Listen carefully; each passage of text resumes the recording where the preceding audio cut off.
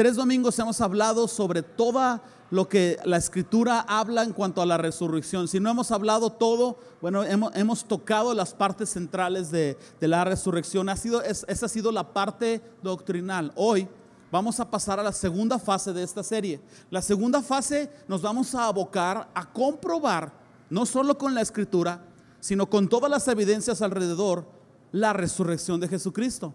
Entonces, podemos partir de esta pregunta: ¿cómo estamos seguros que Jesús realmente existió y que verdaderamente resucitó? ¿Cómo estamos seguros que la resurrección no es un invento, una farsa, una fábula? Para muchos de nosotros ha sido suficiente que nos digan en la Biblia dice, y lo hemos creído. ¿Estamos de acuerdo? A mí me dijeron la Biblia dice y para mí fue suficiente. Jesús dijo: bienaventurados los que no vieron y creyeron. Entonces eso nos hace bienaventurados y es correcto. Sin embargo, ¿cómo podemos saber que lo que dice este libro, estas hojas, es realmente la verdad? O más específicamente, ¿cómo podemos saber que lo que el Nuevo Testamento y los evangelios dicen son acertados, son correctos, son confiables, etcétera? Si nosotros queremos probar la resurrección de Jesucristo, lo primero que tenemos que hacer es probar la existencia de Jesús. ¿Estamos de acuerdo? De otra manera estamos hablando que alguien resucitó y que si esa persona realmente no existió. Insisto, todos aquí, 90 y tantos por ciento, 100% tal vez creemos que Jesús existió. Sin embargo, vivimos en tiempos en donde estamos viendo la comprobación de la debilidad de nuestra fe, porque se levantan vientos de doctrina y muy pocos cristianos están preparados para presentar defensa. ¿Me explico? Habrá 2, 3 que son muy buenos para alegar cada tontería, pero la pregunta es si nosotros como cristianos estamos listos para presentar la defensa. ¿Qué es si surgieran conversaciones en las que la gente dijera Jesús no resucitó? Ha habido recientemente oleadas de personas que argumentan que el infierno no existe. Llegará el domingo, ya me calentaron, llegará el domingo en que nos vamos a parar aquí a mostrar con la Escritura si el infierno existe o no. Pues claro que existe, ¿verdad? Pero mi punto es, ¿estamos listos para presentar defensa ante ello? Lo creemos con todo el corazón, pero será muy importante que nosotros podamos probar la existencia de Jesús, y de eso nos vamos a encargar en este domingo. Entonces, la principal fuente de información que nosotros tenemos de Jesús, naturalmente, son los evangelios y el Nuevo Testamento. Entonces, para probar la existencia de Jesús, ¿qué les parece si nos vamos a responder 5 preguntas principales? La primera de ellas es: Carmen, ¿dónde quedó la cadenita? ¿Quién pompó? ¿Y dónde quedaron los votos del...? No, perdón, eso no, ok. Ahí les va, nomás para que se concentren. 5 preguntas centrales. Fuera de broma, ¿cómo podemos saber si los relatos de los evangelios son verídicos y confiables? Lo vamos a responder. ¿Hay algún método que compruebe la veracidad de los evangelios? Es decir, ¿hay alguna forma de comprobar la veracidad de cualquier documento? Sí lo hay y lo vamos a considerar. Pregunta número 3: ¿cómo saber que lo que leemos en los evangelios hoy en día no está alterado o manipulado? ¿Cómo sabemos que lo que tenemos aquí no ha sido modificado por otras personas? Número 4: ¿hay evidencia histórica de la existencia de Jesús? Número 5: ¿hay evidencia arqueológica de la existencia de Jesús? Vamos a responder esto, se va a poner interesante. ¿Están listos? Nada de dormirse, no celulares sin vibrador, agárrense. Al final ustedes quieren llevarse esta idea central: todas las evidencias científicas, históricas y arqueológicas confirman que Jesús realmente existió, por lo tanto también resucitó. Esto convierte a Jesús en el único camino, la única verdad y la única vida. Al final ustedes quieren llevarse ese pensamiento. Aquí vamos. Vamos a ver si es cierto que Jesús es la verdad absoluta. Respondamos la primera pregunta: ¿cómo saber si los relatos de los evangelios son verídicos y son confiables? Bueno, es posible confirmar la veracidad de los hechos ocurridos a través de un método que hemos usado todo el tiempo, aún desde tiempos antiguos. Es a través de un testigo ocular. ¿Cómo sabemos que algo sucedió? Se investiga a las personas que vieron los hechos. De hecho, el sistema judicial de casi cada país está fundamentado en el testimonio de testigos oculares. El testimonio de las personas que vieron los hechos dibuja la escena, y entonces eso ayuda a los jueces a determinar que una persona acusada es culpable o inocente. Y en el caso de Jesús y los escritos que hablen de Jesús, esto no es la excepción. Entonces nosotros tenemos que hacernos una pregunta alterna a esto, ¿verdad? ¿Contamos con algún relato de algún testigo ocular que pueda probar la existencia de Jesús? Absolutamente, ¿verdad? Tenemos los relatos de los evangelios que fueron escritos fidedignamente, que los consideramos la gran mayoría de nosotros confiables. Entonces, los evangelios son los relatos escritos de las personas que vieron a Jesús. Al menos de los 4 evangelios, hay 2 de ellos que históricamente está comprobado que eran sus discípulos. Tenemos a Mateo y a Juan. Caminaron con Jesús, vieron a Jesús, lo vieron resucitado, dieron sus vidas por lo que creyeron y redactaron en escrito los hechos. Y luego tenemos otros 2 evangelios, el evangelio de Marcos y el evangelio de Lucas. Ciertamente Lucas y Marcos no fueron discípulos directos de Jesús, no fueron parte de los 12 apóstoles, pero por ser primer generación. ¿A qué me refiero con primer generación? Que Marcos fue uno de los principales discípulos de Pedro.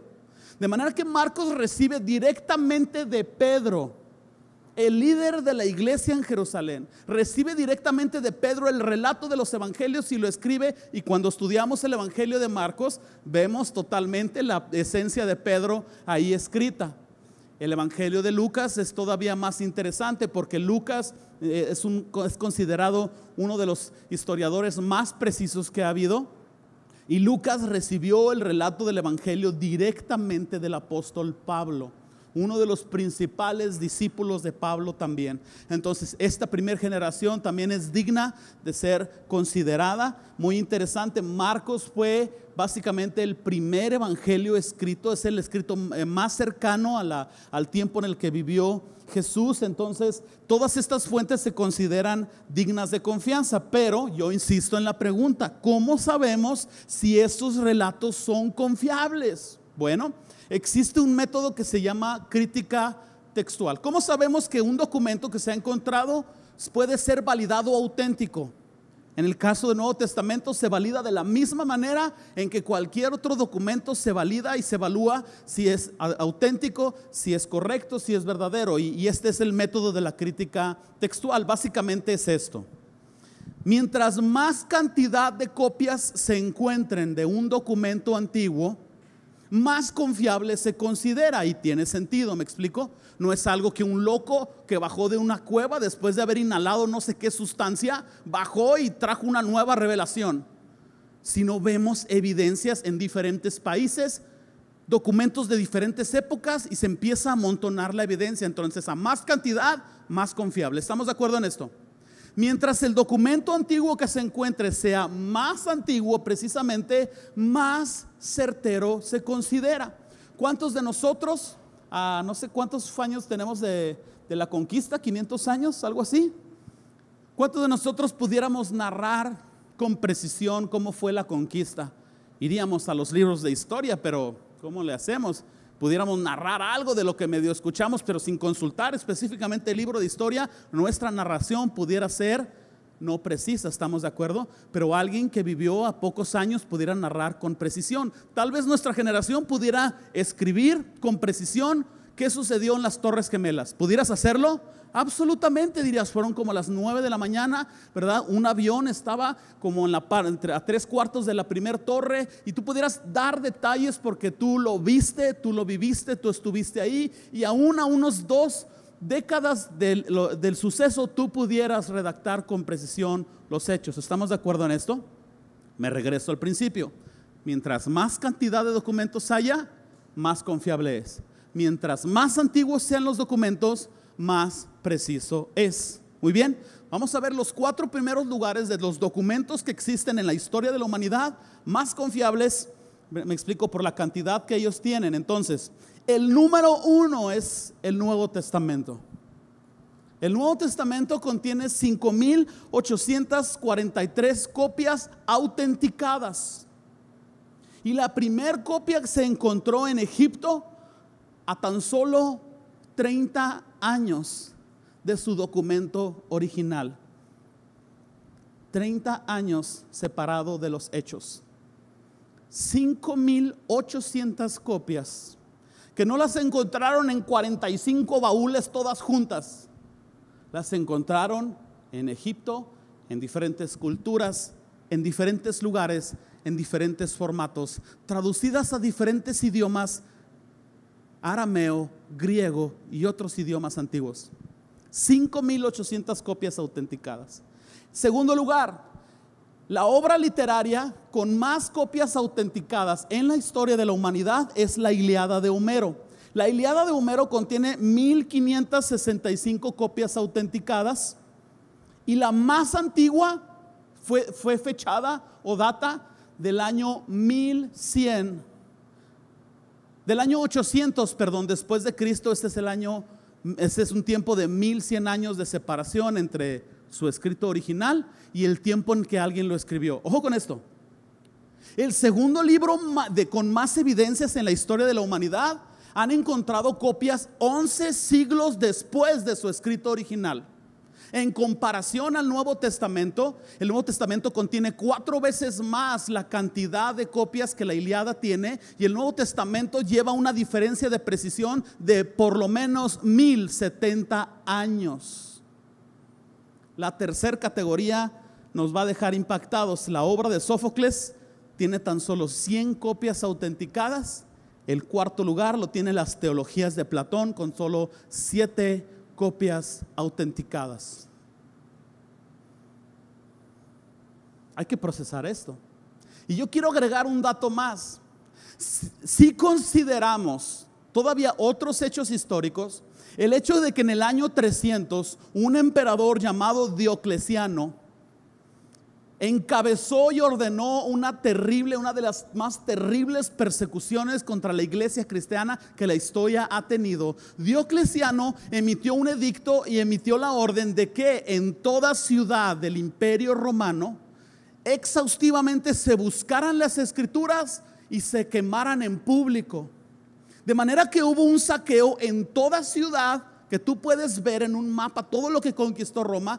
Toda ciudad, toda casa fue esculcada, y todo escrito que hablara de Jesús o que hablara de los que seguían a Jesús fue quemado públicamente. De manera que podemos decir que estas 5,843 copias encontradas del Nuevo Testamento, autenticadas, encontradas hasta hoy, estas 5,843 copias son probablemente las 5,800 copias que sobrevivieron a esta persecución.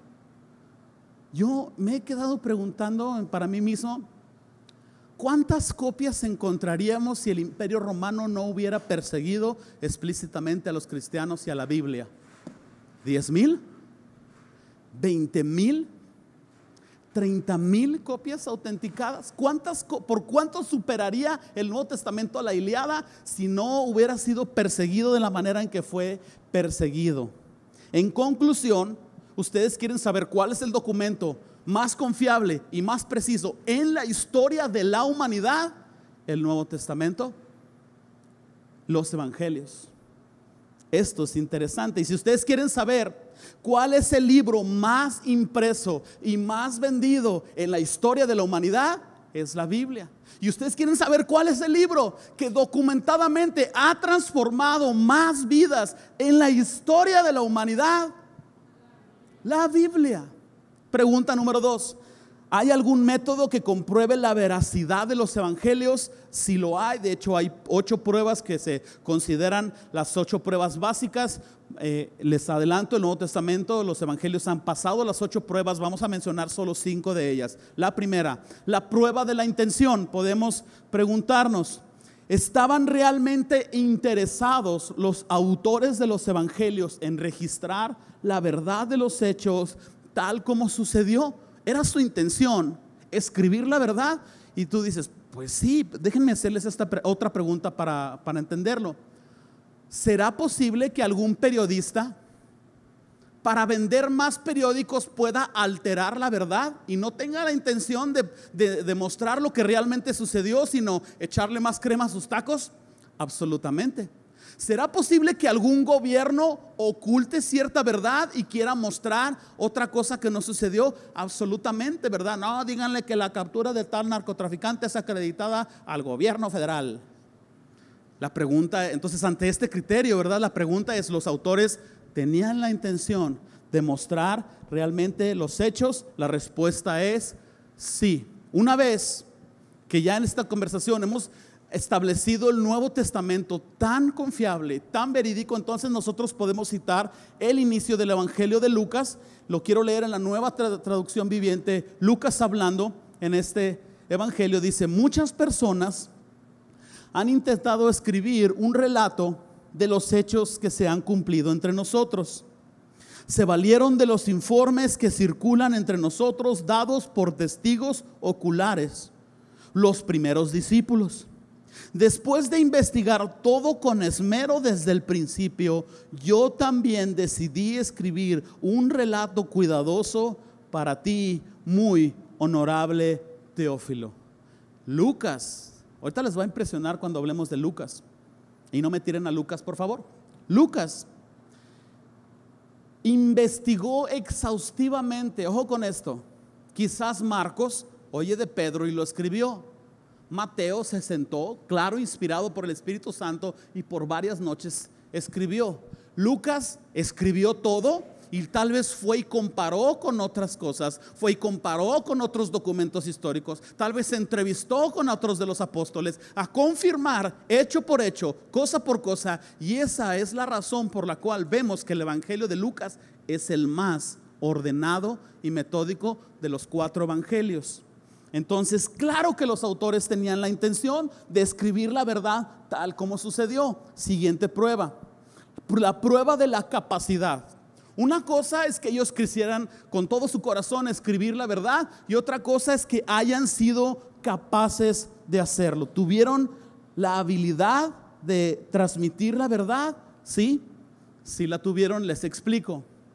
Considerando que la imprenta no existió sino hasta el siglo XIV, y que los papiros, es decir, estos cortes de árbol que hacían con precisión y los curtían con algunos químicos ahí, los papiros en aquel tiempo eran tan escasos que no todo mundo los tenía. Si nosotros consideramos que estamos a 14 siglos de la invención de la imprenta y que los papiros no eran realmente comunes, el relato de los evangelios se transmitió a través del discipulado 1 a 1.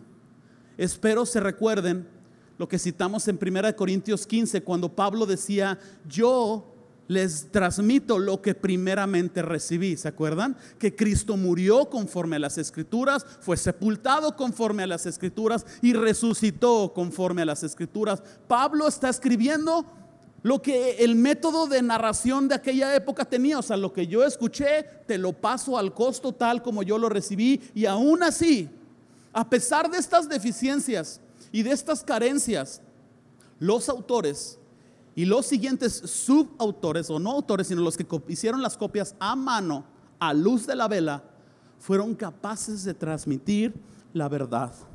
Tercer prueba, la prueba del carácter. No se me pierdan. Pensemos en esta pregunta. ¿Hay evidencias evidencias de mentiras? ¿O hay evidencias que pueden acusar a los autores del Nuevo Testamento o de los evangelios como mentirosos? Es decir, ¿estos tenían fama de ser mentirosos? La respuesta es no. Y vamos a hacer una simple encuesta nada más para que entendamos este criterio. En buen plan, ¿alguno de ustedes considera que la mayoría de los políticos no dicen la verdad y mienten en sus informes? Levanta tu mano. Voltea a tu alrededor. ¿Me explico? Entonces, si el relato viniera de alguien así, tú dices, pues ¿cómo lo tomas verdadero? Pues si sabes que este siempre dice mentiras, ¿cómo lo tomas por verdadero? En el caso de los evangelios, fíjense bien, de los 11 discípulos restantes, porque sabemos que Judas se ahorcó, de los 11 discípulos restantes, 10 de ellos murieron por muertes trágicas, cortados por serruchos, encajados con una lanza, crucificados en forma de X, Pedro crucificado cabeza abajo.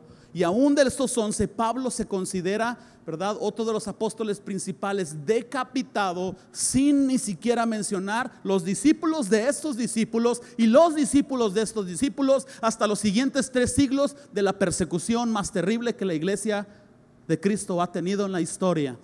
Y ninguno de ellos se retractó de lo que creía. Ninguno de ellos, al ver a sus hijos quemados por aceite hirviendo, dijo: no es cierto, Jesús no resucitó. No es cierto, Jesús no lo inventamos. Ni uno solo de ellos. Fueron aprobadas la prueba del carácter en base a esto. Cuarta prueba, la prueba de la consistencia. Ojo con esto. Va a ser muy común que los escépticos citen discrepancias en la escritura, sobre todo en el Nuevo Testamento y en el relato de los evangelios. Va a haber escépticos que van a decir: sí, pero mira, aquí dijo una cosa y aquí dijo la otra, por lo tanto es mentira. Ok, vamos a analizar esto profesionalmente. Cuando un investigador profesional o un investigador, desde un padre de familia que forma a sus 6 hijos y les dice quién rayó el baño, hasta la policía ministerial, el FBI, la Organización de las Naciones Unidas, Jack Bauer y su equipo, la KGB en Rusia, todos ellos saben que si escuchan el relato de diferentes personas que dicen exactamente con coma y pausa y detalle todo lo que sucedió, se presume que se pusieron de acuerdo, que lo inventaron y que todos están organizados para esconder algo. ¿Tiene sentido esto o no? Totalmente sentido. Hasta un padre con sus hijos que quiere saber quién rayó el baño lo sabría. Entonces, cuando nosotros vemos, por ejemplo, la resurrección de Jesús, efectivamente un evangelio dice que unas mujeres fueron, otro evangelio dice que otras mujeres, otro evangelio dice que un ángel estaba ahí, otro evangelio dice que un ángel estaba dentro. Sí hay discrepancias en el relato. Sin embargo, en las investigaciones se considera que si el punto central de la historia se mantiene en todas las versiones, entonces eso es con lo que los investigadores se quedan. ¿Me explico? Si nosotros analizamos la resurrección de Jesucristo ante este escrutinio o este criterio, nosotros lo vamos a entender que la columna vertebral de la resurrección no cambia. Jesús resucitó en una mañana de domingo. Los 4 evangelios testifican que Jesús resucitó. Todos los evangelios testifican que Jesús fue visto en vida después de su resurrección y que se mostró a sus discípulos. Estos hechos no cambian en ninguno de los evangelios, aún en los documentos históricos. Entonces la prueba de la consistencia está aprobada. Quinta prueba, o de las 5 que escogí, la quinta prueba es la prueba de la confirmación. Los evangelios citan personas, lugares y hechos que históricamente son correctos. Pasada y aprobada la prueba de la confirmación. En conclusión, de las 8 pruebas del Nuevo Testamento, los evangelios pasaron todo. Estoy citando meramente 5 por razones de tiempo. Tercer pregunta. Hasta aquí vamos bien. Tercer pregunta. ¿Cómo saber que lo que leemos en los evangelios hoy día no está alterado o manipulado. Esta pregunta es buena, es buena. Tomen su Biblia en sus manos, por favor. Mírenla. Tomen la copia de las Sagradas Escrituras que les ha llegado, del color que sea, borde dorado, plateado, letra grande, letra chica, con listón separador o sin listón separador. Tomen su Biblia. ¿Cómo sabemos que esto no nos ha llegado a nosotros alterado, manipulado a la conveniencia de alguna organización, alterado desde sus inicios de impresión o de traducción? ¿Cómo sabemos? Ok, vean su Biblia.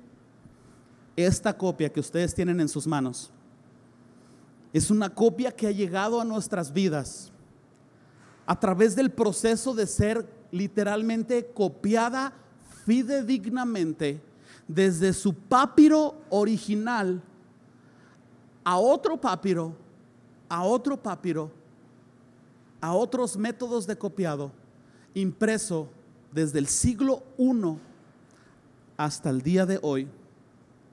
Y el asunto es que todas las investigaciones con respecto a los escritos originales nos dicen que el Nuevo Testamento está libre de discrepancias entre una copia y otra en el 95.5%.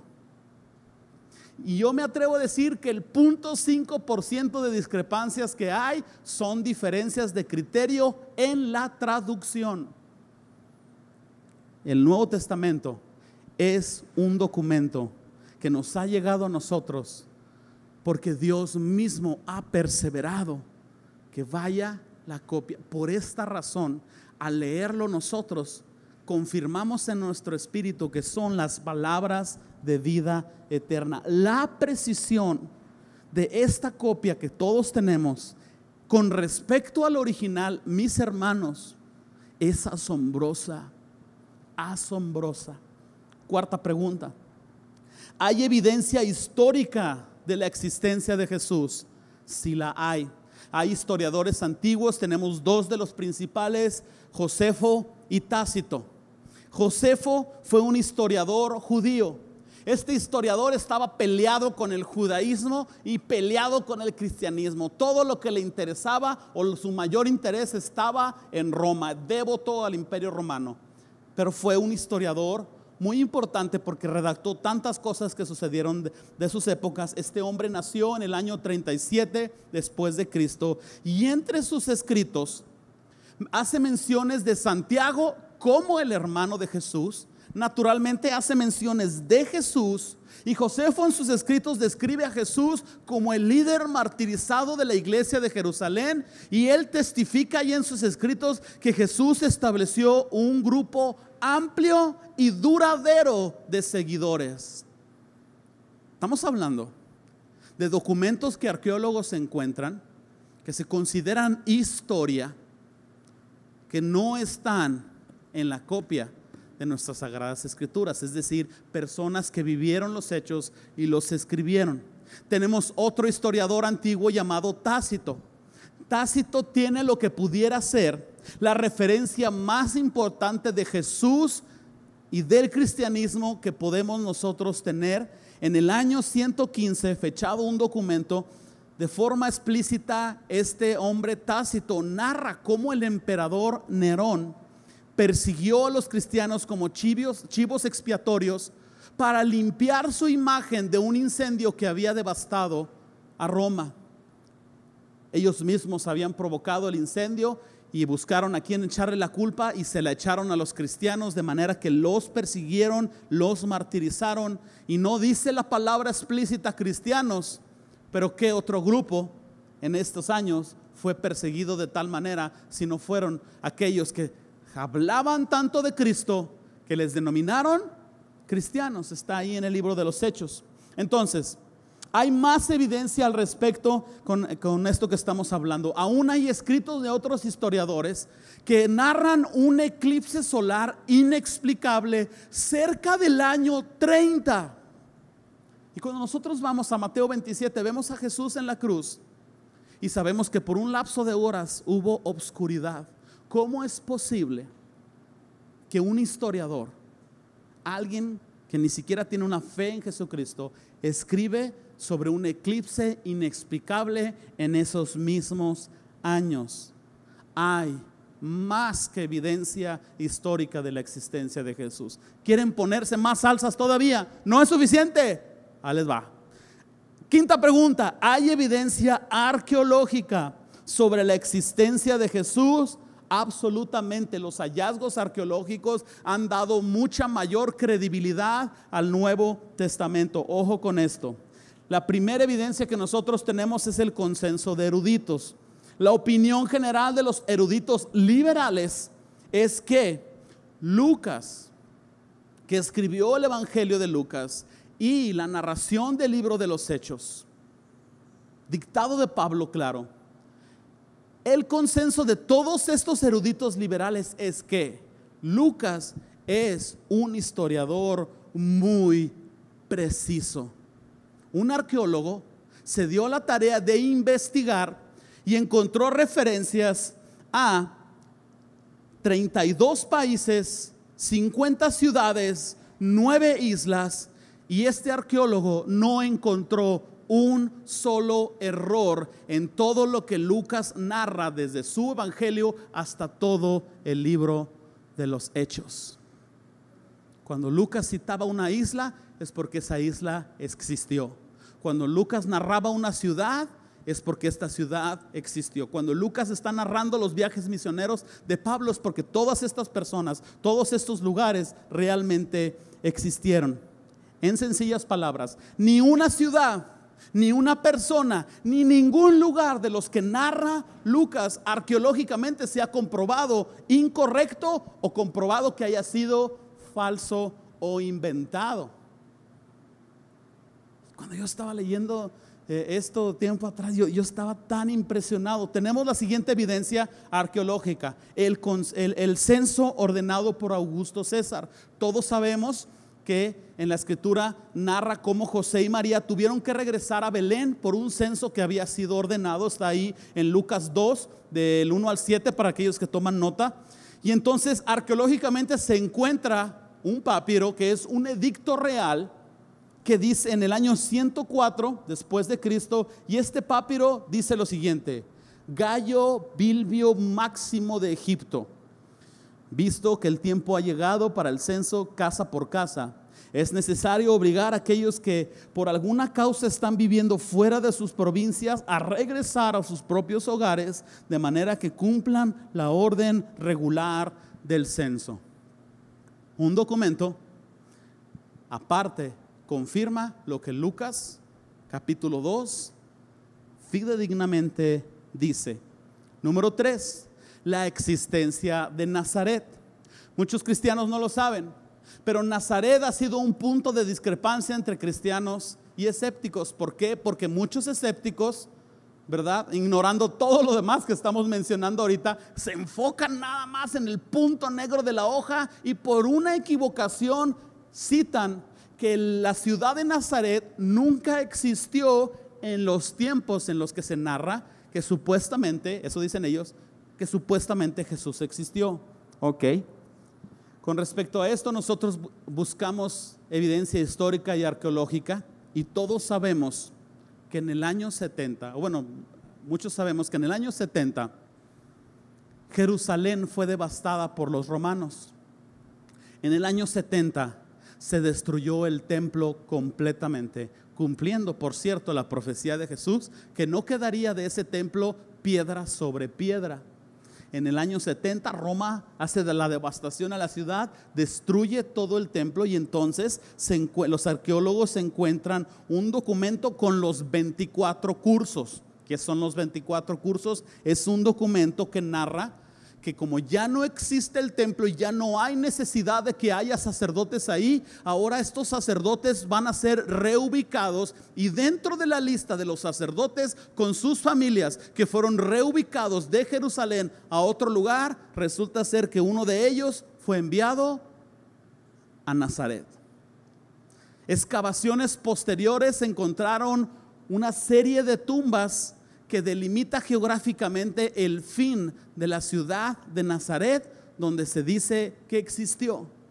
La arqueología sale en defensa de la verdad y contesta a los escépticos que Nazaret realmente existió, tal y como los evangelios lo narran.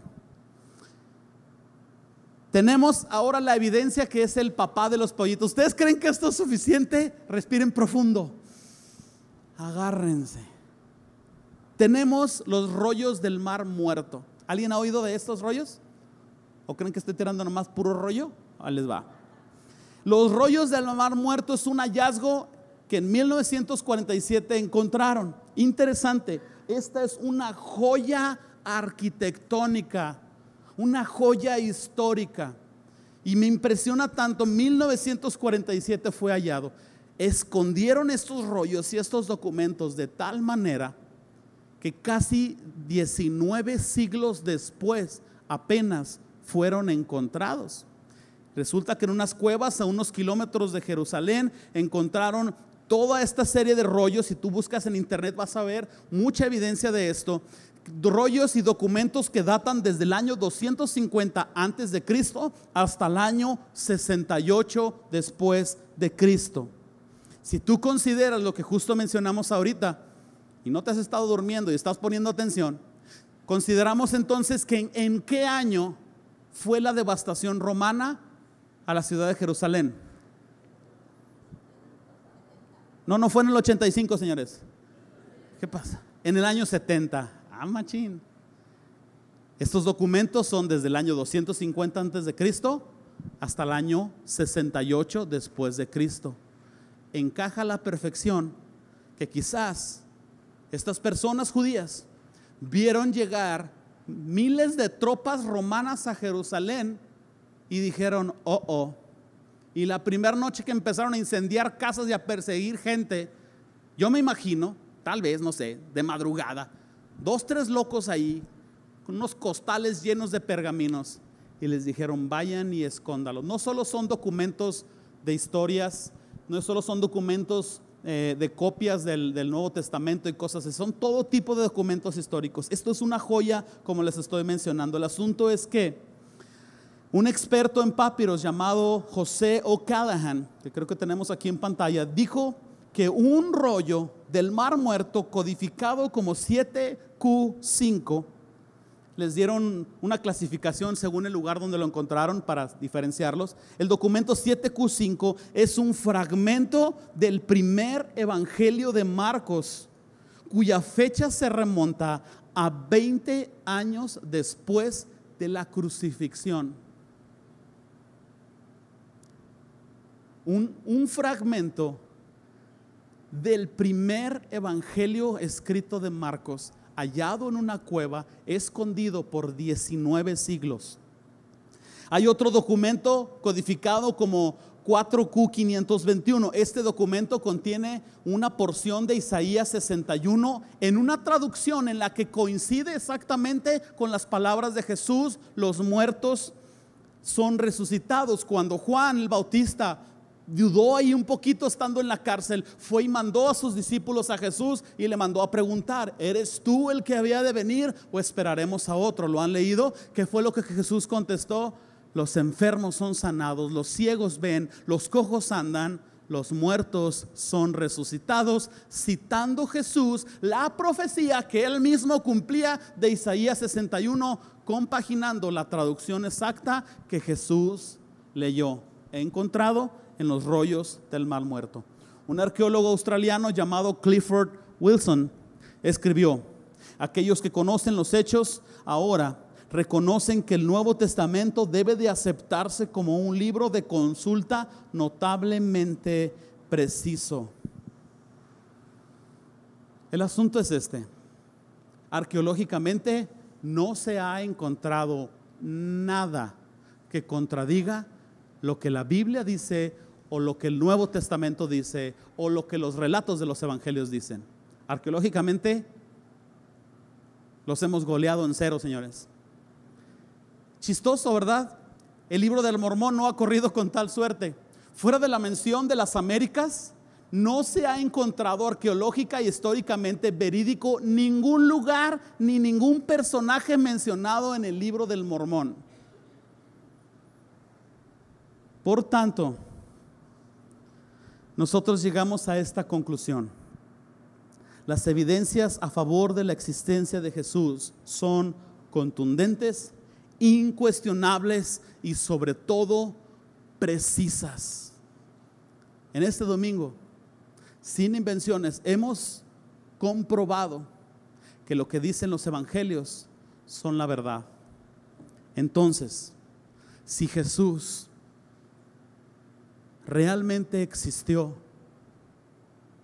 yo creo que debemos de dar mucho mayor peso a las palabras de vida eterna que tenemos escritas en este conjunto de libros, en la Biblia. Mismo Jesús citó estas palabras en Juan 14:6: yo soy el camino, la verdad y la vida, y nadie viene al Padre si no es por mí. Así es de que anímate, porque no solo estamos caminando en la verdad absoluta, sino que vamos a usar o aprovechar los siguientes domingos para meternos de esta misma manera y comprobar la resurrección de Jesucristo. Después de 4 domingos apenas vamos a empezar a probar la resurrección de Jesucristo, y todo lo que estudiamos los primeros 3 nos va a servir como una base que va a fortalecer nuestra fe. Llévate este pensamiento: todas las evidencias científicas, históricas y arqueológicas confirman que Jesús realmente existió, por lo tanto también resucitó, y esto convierte a Jesús como el único camino, la única verdad y la única vida que hay. Yo creo que el Señor merece un fuerte aplauso, alabanzas y gritos de exaltación. Ponte sobre tus pies. Toma tu Biblia y vamos a poner aquí en pantalla, no sé si tenemos el credo, si lo tenemos. ¿Qué les parece si lo repetimos? ¿Cómo lo podemos hacer? Lo repito yo, lo repiten ustedes. ¿Les parece justo? Si no lo vas a decir con convicción, mejor no lo leas, mejor no lo digas. Pero tú puedes agarrar tu Biblia y después de esto saber que lo que estamos nosotros declarando y viviendo es la verdad que rige y gobierna nuestras vidas, de manera que nosotros podemos afirmar que creemos en esto. Repitan después de haberlo yo mencionado. Creo en Dios Padre Todopoderoso, creador del cielo, de la tierra y de todas las cosas visibles e invisibles.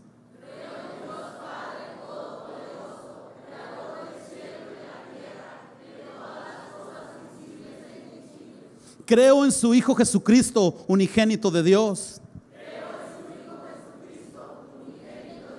Creo en el Espíritu Santo, dador de vida, el cual juntamente con el Padre debe de ser adorado y glorificado.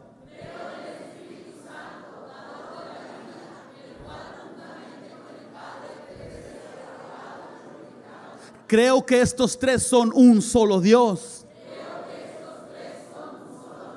Creo que Jesucristo es el resplandor de la gloria de Dios y expresa el carácter mismo de Dios y sostiene todo con el gran poder de su palabra.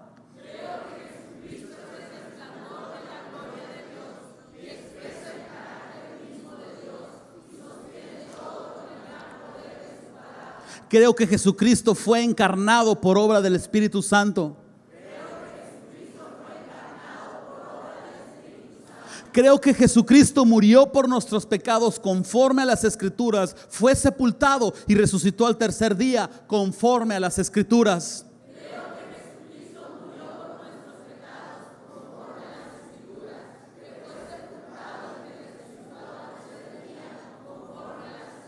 Creo que Jesucristo regresará otra vez con poder y gran gloria para juzgar a vivos y a muertos.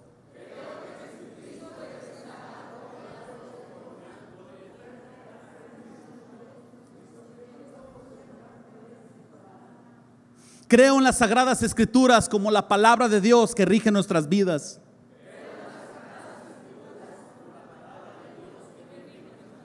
Creo que somos salvos por gracia por medio de la fe en Jesucristo. Creo que la respuesta correcta al mensaje del Evangelio de Jesucristo es fe y arrepentimiento.